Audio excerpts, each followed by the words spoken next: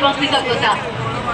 মাননীয় বিধায়ক শ্রী গৌতম প্রদীপ মহাশয়ের পক্ষ থেকে সমগ্র পুণ্যার্থী, দর্শনার্থী এবং উপসীদেরকে জানানো হচ্ছে শীতলা মাতা স্নান যাত্রা উপলক্ষে আন্তরিক শুভেচ্ছা এবং অনেক অনেক অভিনন্দন।